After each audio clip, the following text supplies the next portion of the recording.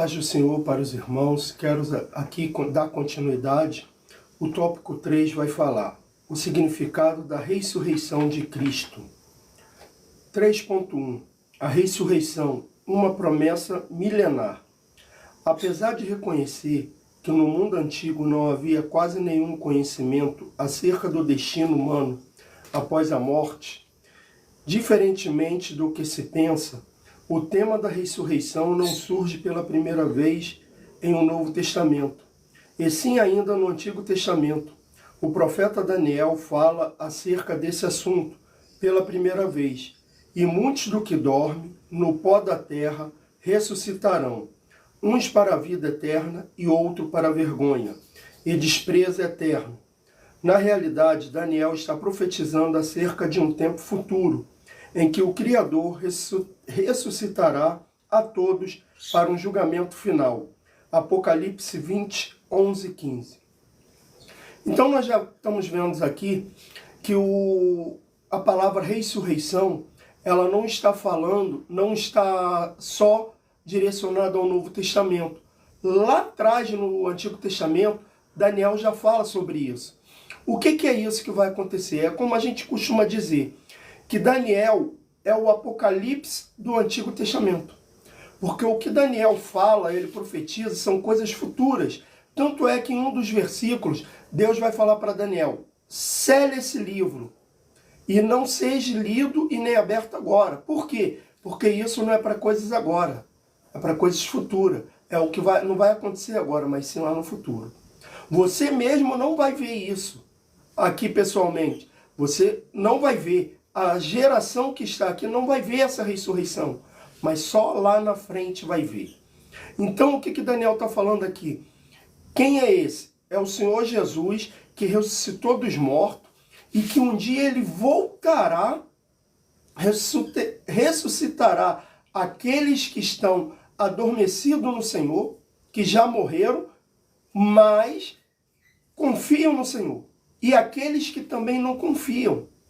E vai ter um grande julgamento. E esse julgamento vai acontecer o seguinte: aquele que confia e acredita no Senhor de todo o seu coração e coloca toda a sua confiança nele, será salvo. Irá para a eternidade. Mas aquele que não, infelizmente, irá acompanhar o diabo para o inferno. 3.2 A ressurreição se cumpre em Jesus. O apóstolo Paulo diz, em Colossenses 1,18, que Jesus é o princípio e o primogênito dentre os mortos, para quem tudo tenha a preeminência.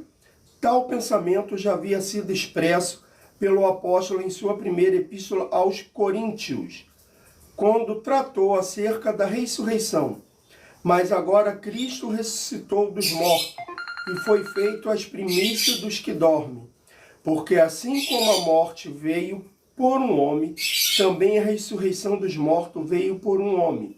Porque assim como todos morrem em Adão, assim também todos serão vivificados em Cristo, mas cada um por sua ordem. Cristo as primícias, depois os que são de Cristo, na sua vinda. Novamente, Paulo fala acerca do tema da representatividade, ou seja, de Adão e Jesus, mostrando um paralelo entre ambos. Adão trouxe o pecado, Jesus a salvação. Adão trouxe a morte, Jesus a ressurreição e a vida eterna. Por que Jesus é colocado como primogênito dentre os mortos e também considerado as primícias dos que dormem? A resposta é que todas as pessoas que voltaram à vida na história bíblica acabaram morrendo futuramente outro tempo. Essas pessoas, na verdade, não ressuscitaram no sentido pleno da expressão, mas apenas voltaram a viver, ao passo que Jesus Cristo ressuscitou verdadeiramente e não voltaram mais a morrer. Então nós vamos ver aqui o significado da ressurreição. Ressurreição, na verdade, o único que conseguiu ressuscitar foi o Senhor Jesus. As demais pessoas ganham esse nome como Lázaro, que Lázaro ressuscitou dos mortos. Não, Lázaro reviveu. É por isso que certa vez, eu lendo uma das revistas da escola dominical, disse que para que a gente compreendesse bem a palavra de Deus, nós devemos dominar o nosso idioma. Então nós vamos ver aqui a palavra ressuscitar em dois sentidos. Uma, o que acontece? É aquele que vive, aquele que sai dos mortos, mas só que é aquilo. O único que teve uma ressurreição plena foi o Senhor Jesus, porque é o único que ressuscitou e continua vivo. Muitos aí, eles ressuscitaram, mas algum tempo depois ou morreram ou ainda vão morrer. Porque nós vemos casos de pessoas, hoje, na atualidade, que tiveram um pós-morte, que a gente fala, que é aquilo que eles morreram, mas lá eles tiveram um encontro com Deus, Deus falou algo para eles, mostrou algo para eles, e eles voltaram à vida. Ah, pastor, mas como assim? Porque teve muitas pessoas, teve pessoas que até congeladas, até enterro, velório tiveram para eles. Mas no último momento eles voltaram à vida. Eles tiveram aquela ressurreição. Mas a ressurreição que essas pessoas tiveram é uma ressurreição passageira. Porque algum tempo depois, ou eles morreram ou vão morrer. Já o Senhor Jesus não. A ressurreição do Senhor Jesus, ela é plena.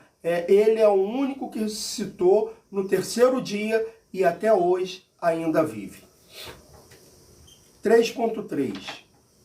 A ressurreição como esperança central do Evangelho. O capítulo 15 da primeira epístola de Paulo aos Coríntios é um verdadeiro tratado acerca do tema da ressurreição. Como gregos que eram, os coríntios tinham dificuldade de crer naquilo que eles não encontravam lógica, pois analisavam todas as coisas pelos viés da filosofia. O apóstolo, então, o instrui claramente e diz algo muito grave que serve inclusive para nós atualmente. Ora, se prega que Cristo ressuscitou dos mortos, como dizem alguns dentre vós, que não há ressurreição de mortos, e se não há ressurreição de mortos, também Cristo não ressuscitou. E se Cristo não ressuscitou, logo é vã a nossa pregação. E também é vã a vossa fé. 1 Coríntios 15, 12 a 14. A ressurreição é a esperança central do Evangelho, pois nela se cumpre a vontade do Criador, que momentaneamente foi desfeita pela desobediência e a introdução da morte no mundo. Então nós vamos ver aqui. Muitas pessoas às vezes pregam e não vivem aquilo que está pregando. Coríntios era isso, o pessoal de Coríntios, eles pregavam sobre a ressurreição, mas na verdade eles não acreditavam na ressurreição. Então Paulo vai lá para dar uma ajeitada, para conversar, para alinhar e falar, olha só, como que vocês pregam sobre algo, mas não acreditam naquilo? Então nós temos que começar a acreditar naquilo que pregamos. Se nós pregamos em cura, nós temos que acreditar que ainda existe cura. Não somente através dos médicos, mas através de Deus. A cura, a gente tem que começar a acreditar naquilo que nós estamos pregando. Se nós acreditamos que uma pessoa, que é a pessoa mais, que todo mundo fala assim, ó, não tem jeito, mas se a gente prega e fala assim, ela tem jeito, e depois fala assim, aquela pessoa não tem jeito, a nossa pregação é vã, a nossa pregação é falha. Se nós pregamos que uma pessoa que é ruim por natureza, ela pode mudar, a gente tem que confiar nessa pregação. A gente tem que confiar que Deus pode mudar aquela pessoa. Então é isso que Paulo estava dizendo aos coríntios. Como que vocês pregam algo se vocês não acreditam? Vocês têm que passar a acreditar. E a fé, para o cristão ele pregar algo na vida, ele tem que saber que primeiramente vai a fé à frente. Então quando eu prego sobre a ressurreição de Cristo, quando eu prego sobre a libertação, quando eu prego sobre o amor, quando eu prego a palavra do Senhor, eu tenho que pôr a fé à frente, porque a fé é aquilo que nós acreditamos naquilo que ainda não vimos. Então nós temos que acreditar que a ressurreição de Cristo é verdadeira. A ressurreição da humanidade lá na frente é verdadeira. A ressurreição existe. Então não fique pensando que Cristo ressuscitou e é um conto de fadas. Não, é real. A ressurreição de Cristo é real. Bom, chegamos agora à conclusão dessa lição, que diz: a palavra de Jesus a Tomé desencoraja qualquer tentativa de provar que ele ressuscitara. Porque me viste, Tomé, creste, bem-aventurado os que não viram e creram. João 20, 29. Em outras palavras, não se deve querer ver para crer, mas justamente o contrário. Só se pode crer se não exigirmos ver. A nossa felicidade consiste exatamente no fato de que cremos sem que tenhamos contemplado.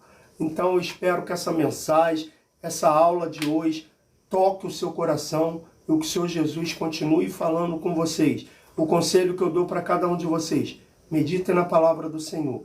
E esse meditar na palavra do Senhor não é você ficar o dia inteiro só olhando, lendo a Bíblia, mas sim, meditar na palavra do Senhor é você pegar algo da palavra dele e começar a meditar e perguntar: Senhor, me dê a resposta para essa palavra.